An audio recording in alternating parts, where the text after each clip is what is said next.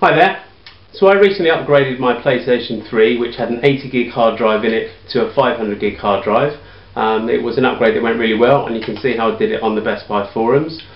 What I ended up with was a spare hard drive, because this is the 80 gig hard drive that came out of the PlayStation 3.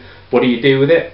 One of the things you can do is turn it into an external hard drive or a portable hard drive by buying an external hard drive enclosure, which is what I've done.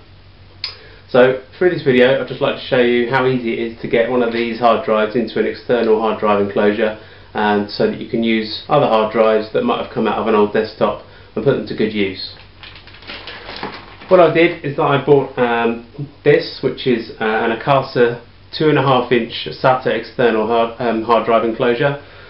It arrived yesterday. It looks really nice inside. We'll get it out of the box and have a play with that in a minute.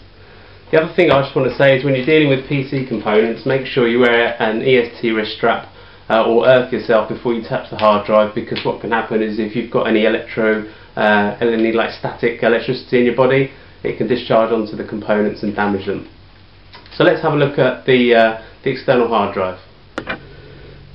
So this is a bit more of a close-up on the product. This is a black brushed aluminium case from Akasa, and it's for 2.5-inch SATA drives and SSD, which is solid state drives, some of the newer ones without the spinning element.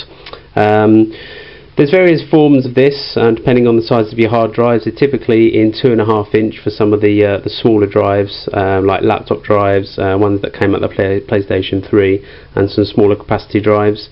And they should also come in 3.5 inches, which is the other standard internal hard drive size. And you can also get ones that are for some older hard drives that use the older IDE connection, so look out for those as well. I got this off the new Best Buy website. It was only $12.99, so it's quite a cheap part of an upgrade. It comes with the obviously the enclosure itself. It's pretty nice and sort of shiny piece. It's really quite dinky as well, so sort of brushed aluminium. It looks really good. That's just going to sort of be sitting next to my PC. It's not going to look out of place in an office, so that's quite nice. You get quite a nice finish for considering what you paid for it. I think it's really good. The other nice touch is that it comes with a little leather case, so you don't have to be lugging this around unprotected. It's got a quite nice little carry case for it. It also comes with necessary cables. There's some small screws there which we'll be using, and if you're like me and you hate sitting through boring manuals, you'll be glad to know there's some pretty pictures to help you get up and running really quickly. So let's see how we go about getting the hard drive put together. So let's put the hard drive in. It's amazingly easy. You simply you have to take out 2 small screws to get the enclosure open. You take the hard drive in question, and you can see that you've got the business end here. That goes into the business end of the hard drive enclosure.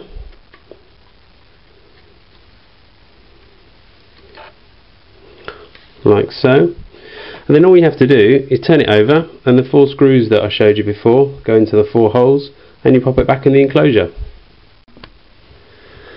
So now with 4 screws tightly in place, all that remains to be done is to slide the whole piece back into the enclosure.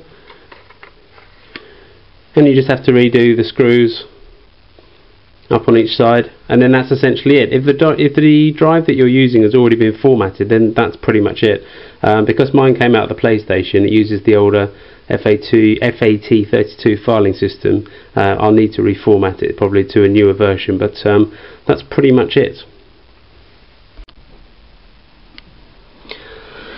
So I've just finished using the partition manager software. That's what it's called, in case you need to remember it. And that's basically let me create a partition and format the drive to the newer version that the modern computers use, which is NFTS or NTFS. I can't quite remember.